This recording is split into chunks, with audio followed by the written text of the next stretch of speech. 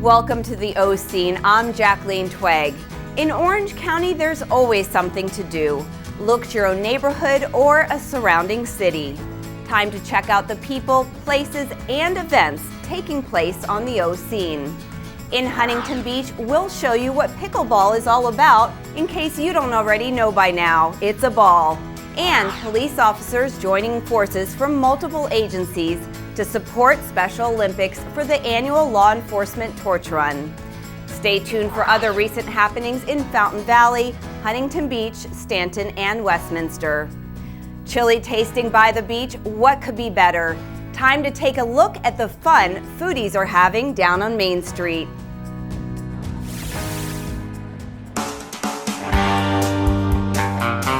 Three blocks of downtown Huntington Beach taken over by chili and salsa lovers. This annual Chili at the Beach event is presented by the Downtown Business Improvement District. It is the 11th annual Chili at the Beach.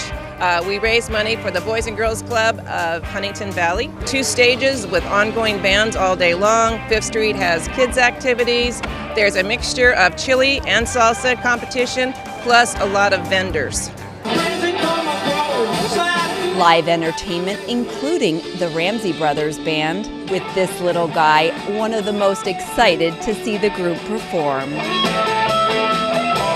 Then tasting booths of chili and salsa from well-known restaurants and individual entries lining Main Street. Brandy Airy and her family are vacationing here from Arizona. We love these type of events, like foodie events where we can try lots of different stuff on one event. The Duke's chili was awesome because I like cilantro, so it has cilantro and sour cream. It was really good. A lot of the chili so far have been a bit bland and been more like, kind of comfort food. I want a chili that's going to wake me up. So far, Pacific Hideaway had a really good turkey chili, and I think that's the best so far. While Larry Silva is in search of a super spicy chili, looks like Noah Grant found a hot salsa. I fell in love with a salsa just before I came here, and I've tasted all of them. This was the last one. There's a lady by the name of Gonzalez back here right behind me, and my mouth is still on fire. It's loving it. We started up at Block 3, and now we're ending down here at Block 1. I'm full, but always room for one more. And some shopping to go along with the tasting. Way more vendors than I've ever seen, and I'm enjoying it. I think it's awesome. I was looking at some anklets because I like them, but I haven't seen everything that they have. Are you going to find something for her Maybe she'll get a little treat. Now to 5th Street and the Kids Zone. We're really excited to bring more attention to 5th and PCH and have all these free activities for kids and families to roam around, get some balloons, some face paint. Everyone's having a really great time, and it's an awesome chance to bring awareness to the newer buildings and businesses that are on 5th and PCH. Back to Main Street for fun, fruity drinks to quench the thirst and tame the heat.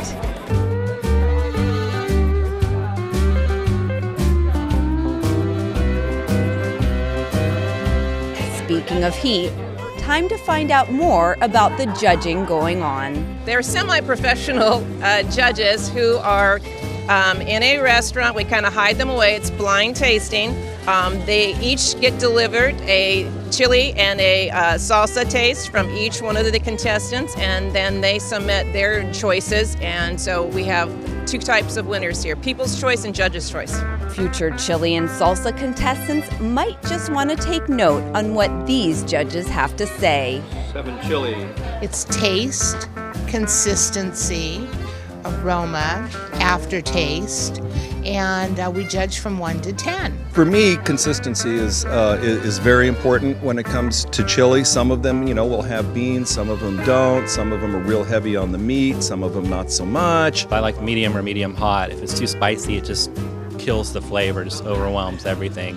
And if it's not spicy enough, it's going to be kind of flat in its taste, or some of the other flavors are going to be too prominent. You could tell who kind of put effort in, who cooked overnight, who did different steps along the way in their ingredients and what quality they used. I spend most of my day trying our food at the restaurants and correcting things that need to be tweaked and doing that, so I've got a pretty good palate for it, yeah. I don't know what they're using, hot chilies, habaneros, ghost peppers, and they think that's part of the spiciness of it, and I don't like that. Right now, I think I'm on 10 tastings, and so far, I've got about 3, possibilities of greatness. Congratulations to all who entered, and thanks to all who participated. As funds raised will now go back directly into the community. We had more than 10,000 members last year with 7 sites throughout the community, and we do before and after school programs. We have licensed preschool. We do performing arts classes, everything from 6 weeks old through high school.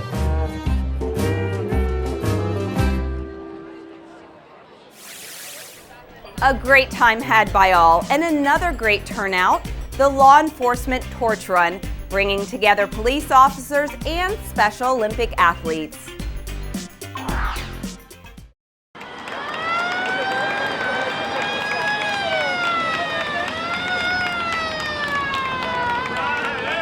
Well hydrated, carb loaded, shoes laced tight, adrenaline pumped. Special Olympic runners run alongside first the Fountain Valley police officers in the Law Enforcement Torch Run.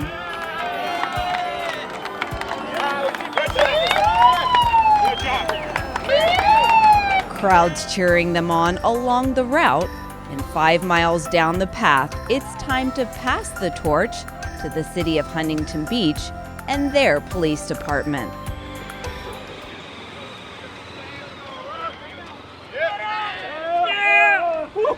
This event to support Special Olympics is a tremendous honor for us. So it's almost a 50-year tradition in law enforcement to come out and support Special Olympics. It's a way really for our police officers to get out with the athletes, kind of on their ground, on their turf, and them on our turf. It really helps bridge the gap between us and some of these athletes and the life they live. They really inspire us. Law enforcement's connection to Special Olympics, again, is a rich tradition. We're just proud to carry it on here in Huntington Beach. Carrying on the tradition and carrying on the torch. A great day for all. It's just so good to see so many different agencies coming together, teamwork coming together, and it's great for everybody.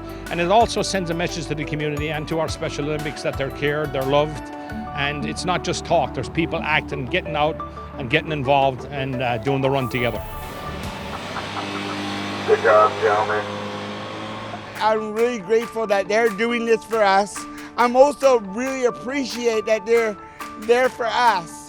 And when our police departments get together and when we partner up with them every single year and partner up with them in a big way, and we partner with Special Olympics and law enforcement, that really means a lot. Joe Horesh is known as Big Joe by many. He lives for and loves being part of Special Olympics. We are so lucky to have the police officers that they run the torch from town to town. And it's incredible that the whole town here, they host us. And every town hosts us, all the athletes coming, enjoying what they are doing, being proud of what they're doing. And Joey is so excited. I'm telling you, it's been a week every day. When is the torch run? When is the torch run? So this is what we have. And now today we're at the torch run. He went down to the police station, got the police officers, ran with them to pick up the torch, took a picture. He was so excited. And I know he'll be excited for another month, Special Olympics coach Joe McKnight has been a friend and mentor of Joe's for many years. He checks in with me on a daily basis. What can I do today to help us win gold at our next tournament? What can I do at the gym? Should I be working on, my shots? Should I be working on my dribbling and my passing? And what you see is drive with him on a daily basis to be better. In our competitions, at our practices. What can you do to spread the word for Special Olympics? So he and I we love working as a team, and I don't see that ever stopping. Getting others to know what Special Olympics is all about is also one of the goals of this torch run. We know that there's a lot of people in the community that could benefit from this, whether they have physical or mental disabilities, and we really want to get that connection with them. Like was mentioned before, we get a lot more out of this than the athletes do, What really drives us is their smiles and their energy and their passion and their communication skills. It's something that we could all learn from. And it really goes back to the core of what it is to be, civic-minded and a human being. And it's really motivating for all of us. If you want to get involved with Special Olympics, you can visit their website or give them a call.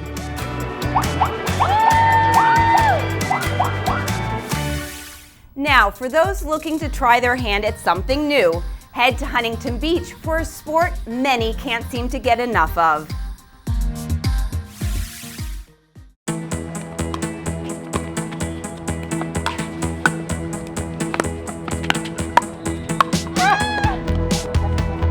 It's a game that's getting more and more recognition, but has been around for some time. Pickleball.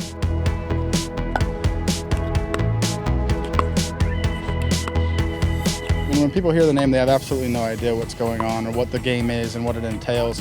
And I kind of like to explain it in a way where I said it's tennis, ping pong, and badminton. Kind of they all came together and had like a really good time. So, and it's really easy to play, but I love people to just give it a try because they might come out here and this might be their new thing. I mean, that's happened to a lot of people. Diana Abruscato is passionate about playing and teaching pickleball. She's certified by the International Pickleball Teaching Professionals Association. Saturday morning as an ambassador from 9 to noon, I come out and give folks a rules review and I help them sort of hold a paddle. We provide balls. Our ex-players donate their old paddles so they have something to hold and welcome them. And we have a beginner court set up, so I volunteer and help them with the rules review and sort of introduce them to the sport. That's something unique to our city as well. There's not every city has a USAPA ambassador, and I'm proud to represent our national governing body in doing that. Diana also teaches regular classes through the city. Bend your knees, reach down, lift, down, up and through, down, up and through, okay? The sport has been around since the mid-1960s. But during the last 15 years, it's shot up in popularity. My first year, I won the nationals in singles and in mixed, and then I won the singles for the next 3 years, and then that's in my age group, 80 and over, and then I won the Huntsman tournament, which is the biggest all activities, all sports, 26 sports. I won that twice. So that's, been, and then I've gotten medals in various other tournaments, but that's been the biggest highlights for me. At age 84, Marty Trifanoff is a strong contender with an equally strong handshake.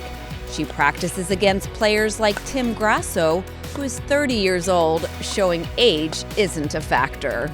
You can go out here the first day and have fun with it. And and if you want to be really good, you have to be a good athlete. But if you just want to play and have fun, you don't have to have athletic skills. You just have to want to have fun. And so that's the primary thing that's bringing people in. People who have never played a sport in their life are coming in and they're just thrilled with it. Actually, my husband started before me about 4 years ago and loves it. That's all he does, 24/7. And he's been very, very busy with it. And then I've always had an interest in it. I've always gone to his games and his practices. And finally, the time was right, last summer. And I decided to go ahead and take a lesson in Huntington Beach. And it's been wonderful. Yeah, I love it. Basically, just learning the game. Learning, how to play, learning how the game is supposed to be played. Because sometimes people don't know. So it's definitely good to take lessons. You can pretty much play however you'd like with pickleball. And there are a lot of different ways that people play. But with Diana, because it's by the rules, the actual pickleball rules, it's skill, it's placement, shots. It's not just pounding the ball and hitting it as hard as you can, but it's actually anticipating and thinking. So it's a very goals-oriented game, and that's how she teaches us. It's not only fun, but it's very social, so we hang out together, play here, and also do things after. So why has Tim been playing for nearly 5 years now? Same reason many others have stuck with the sport. Because it's fun. It literally is just fun. For no other reason than that, really. I enjoy my time when I'm out here, hanging out with new people. It's social, it's fun.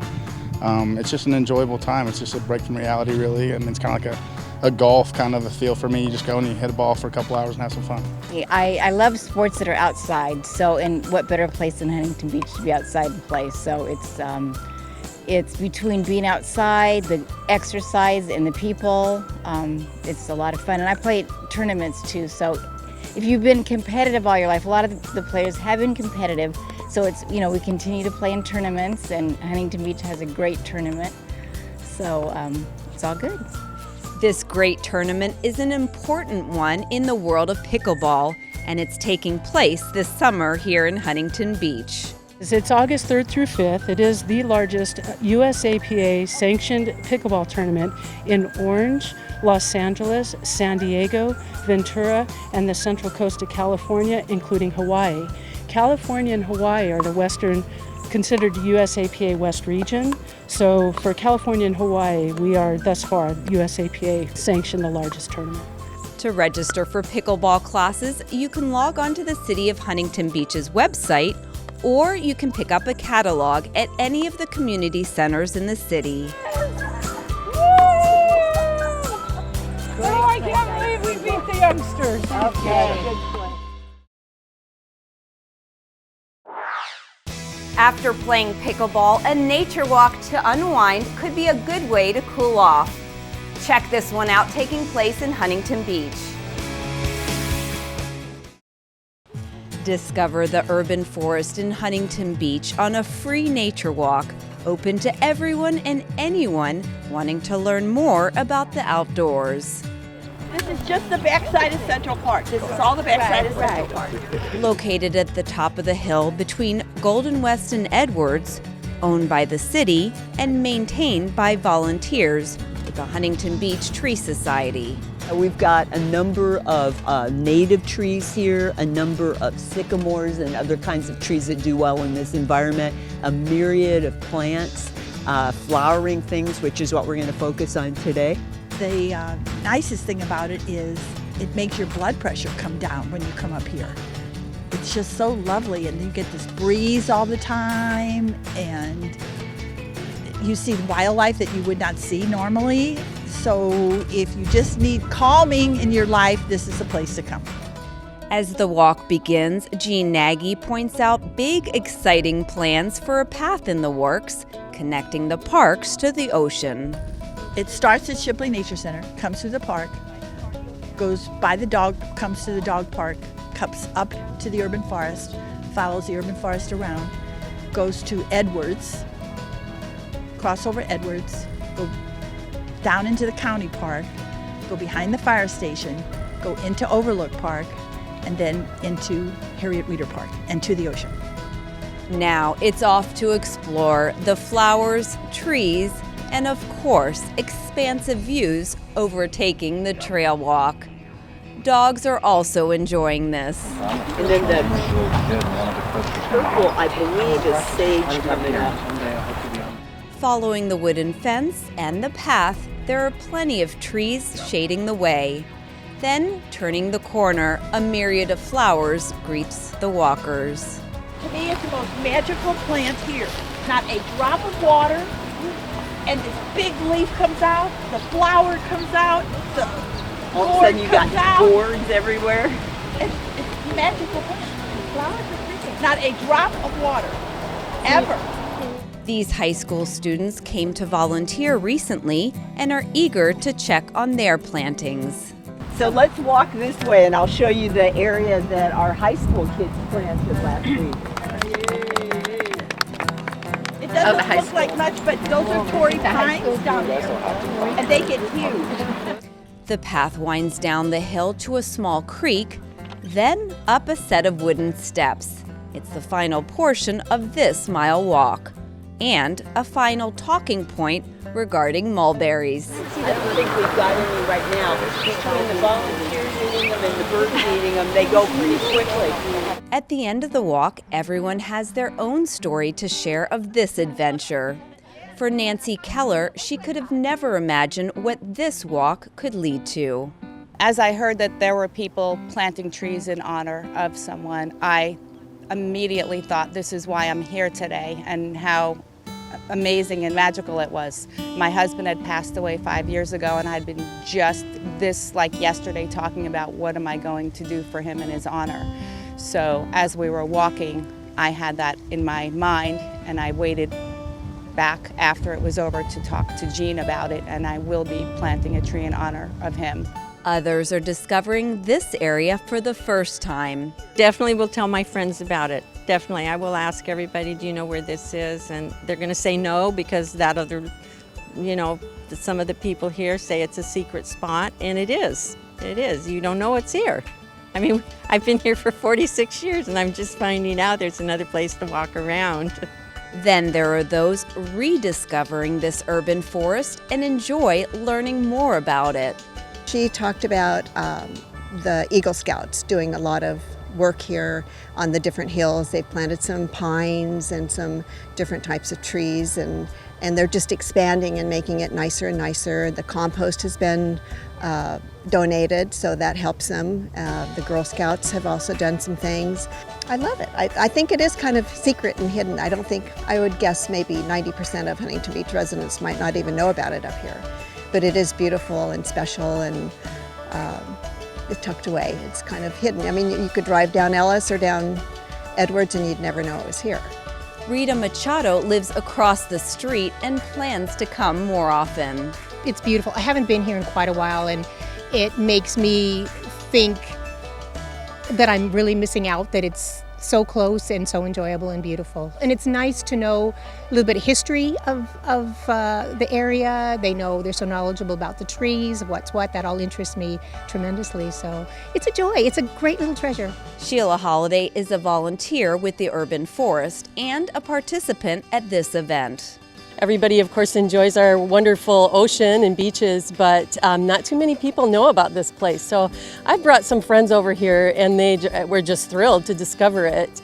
And it's just very serene, and it's a wonderful place. You can live in Huntington Beach but not know this place is here. So we're both trying to get interest in having more people come up and enjoy what's available here, and also, honestly, some help with the Tree Society projects. We can, of course, use money like every nonprofit can. We can also use people. For more information, you can visit the Huntington Beach Tree Society's website. That's all for now, but we hope you'll be inspired to go out and explore all of the experiences awaiting you. Until next time, I'm Jacqueline Twegg for the O Scene.